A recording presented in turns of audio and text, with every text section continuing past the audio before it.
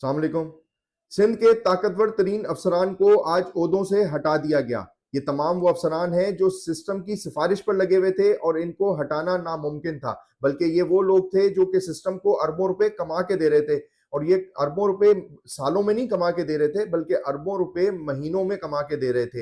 ये तमाम वो अफसरान थे जो कई माह से ताकत का सरचश्मा बने हुए थे। इन अफसरान को आज दिन में एक एक करके नोटिफिकेशन जब सामने आना शुरू हुआ, तो सूबे सिंध के अंदर जो ब्यूरोक्रेसी है उसमें हलचल मच गई कि सिस्टम के इतने ताकतवर तरीन अफसरान को कैसे अचानक ओहदों से हटा दिया गया।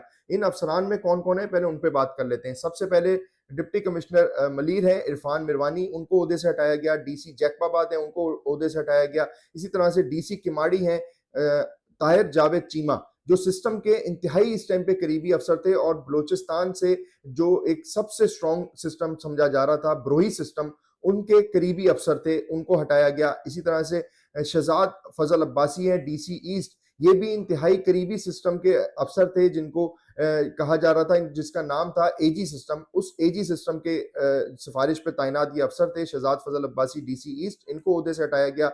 डीसी जैकबाबाद हैं जो उससे भी ज्यादा तगड़ी सिफारिश के ऊपर थे, उनको ओहदे से हटाया गया। इम्तियाज अली शाह हैं जो सिंध सॉलिड वेस्ट मैनेजमेंट में तैनात थे डायरेक्टर की सीट के ऊपर। ये अरबों रुपए जो सरकार की तरफ से जमा होते हैं शहर की सफाई के लिए, उसके फंड के ऊपर जो है शिकायतें मौजूद थी कि उसमें गबन किया जा रहा है, और मुबैना तौर के ऊपर इम्तियाज अली शाह की उस शिकायत के ऊपर ओहदे से हटाया गया। फिर इसी तरह से सेक्रेटरी एलयू है बोर्ड ऑफ रेवेन्यू जमीर अब्बासी, इनको ओहदे से हटाया गया। ये रेवेन्यू की एक इंतहाई अहम पोस्ट है और ये भी कहा जा रहा है कि जमीर अब्बासी भी सिस्टम के इंतहाई करीबी, इंतहाई ताकतवर तरीन अफसरान में से एक थे जिनको ओहदे से हटाया गया। अब बात कर लेते हैं सिस्टम के लगाए गए ताकतवर तरीन एसएचओस की, जो सबसे ज्यादा ताकत रखते थे, जिनको आईजी और एडिशनल रैंक के अफसर भी ओहदों से नहीं हटा पा रहे थे। उनकी लाख शिकायतें मौजूद थी कि वो स्मगलिंग करा रहे हैं, जमीनों पर कब्जा करा रहे हैं, लेकिन उसके बावजूद भी इन तमाम अफसरान को ओहदों से नहीं हटाया जा पा रहा था। लेकिन आज जब इस्लामाबाद से एक सख्त मैसेज आया, उसके बाद ये जो फैसले हुए उनमें एसएचओ मंगोपीर गुलाम हुसैन कुराई को ओहदे से हटा दिया गया।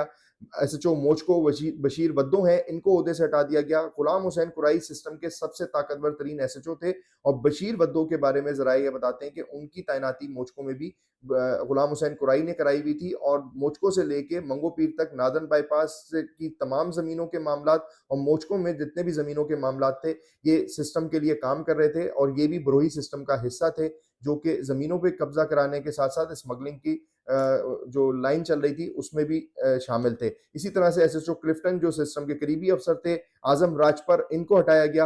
और फिर सबसे आखिर में बात कर लेते हैं सिस्टम को अरबों रुपए जनरेट करके देने वाले और खुद अरबों रुपए कमाने वाले एक मुख्तियार कार की, जिनका नाम है इजाजुल हसन, जो कि स्कीम 33 में तैनात थे, और इनको ओहदे से हटाया गया। और इन्होंने सिस्टम के लिए अरबों रुपए की जमीन के कागजात बना के देने का इनके ऊपर जो है जराये बताते हैं कि रिपोर्टें मौजूद हैं, जिस रिपोर्ट के ऊपर इनको हटाया गया।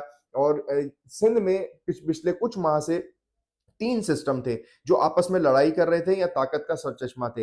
एक जो है मौजूदा सिस्टम है ब्रोही सिस्टम, जिनके अफसरान हटा दिए गए। एक एजी सिस्टम है जिनके जिनके लगाए गए अफसरान को हटा दिया गया, यानी कि ये कह लीजिए उन 2 सिस्टम्स को कमजोर कर दिया गया।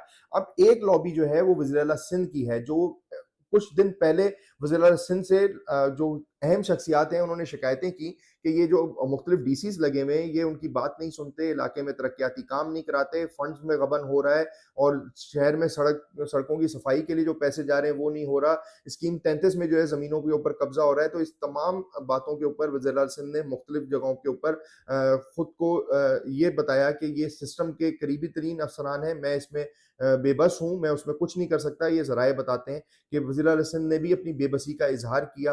तमाम उसके बाद इस्लामाबाद तक ये बात पहुंची। इस्लामाबाद में एक अहम मीटिंग में फैसला किया गया कि ये सिंध में चलने वाले जो अरबों रुपए कमा के देने वाले अफसरान हैं, इनके नामों की जो लिस्ट है वो बनाई जाए। और आज जो है ये बताया जा रहा है कि इन तमाम अफसरान को एक एक करके ओहदे से हटा दिया गया। आज का दिन सिस्टम के नाम था, और सिस्टम के लगाए गए अफसरान को ओहदों से हटा के अब सवाल ये है कि क्या ये अफसरान वापसी आ जाएंगे, नहीं आ जाएंगे, ये वक्त पता चलेगा, क्योंकि माजी में भी ऐसा होता रहा है कि सिस्टम के लगाए गए ताकतवर तरीन अफसरान को हटाया गया, फिर कुछ दिनों बाद उनको लगा दिया जाता है। लेकिन अभी तक की इत्तलात ये है कि एक बड़ा क्रैकडाउन मुतवक्का है, जिसकी बात से सिस्टम के मातहत चलने वाले और जो नीचे प्राइवेट और सरकारी अफसरान हैं, जो प्राइवेट लोग थे वो भी फरार हो गए हैं, और जो सिस्टम के तहत जो सिस्टम चलाने वाले सरकारी अफसरान थे, जो इन तमाम अफसरान के नीचे काम कर रहे थे, वो भी मंजर-ए-आम से अचानक से गायब हो गए हैं, घरों पे नहीं है। और ये भी ज़राए बताते हैं कि बहुत सारे ऐसे सिस्टम चलाने वाले लोग हैं जिन्होंने बैरून मुल्क की फ्लाइटें जो है टिकटें करा ली हैं, वो आज या कल किसी भी वक़्त पाकिस्तान छोड़ जाएँगे। जब तक ये मामला ठंडा नहीं हो जाता, जब तक वो पाकिस्तान से बाहर रहने का उन्होंने फैसला किया है, घरों पे भी मौजूद नहीं है। और कुछ लोग जो हैं वो उम्रे की अदायगी के लिए अचानक से जा रहे हैं, और कुछ लोग जो हैं, क्योंकि पहले ही ऐसे लोगों ने वीज़े लगवा के रखे होते हैं, तो वो बैरून मुल्क चले जाएँगे, क्योंकि सिस्टम के खिलाफ सिंध में एक क्रैकडाउन की सूरत-ए-हाल नज़र आ रही है, और वो सूरत-ए-हाल इन तमाम अफसरान के ओहदों से हटाए जाने के बाद नज़र आई है। जी, ठीक है।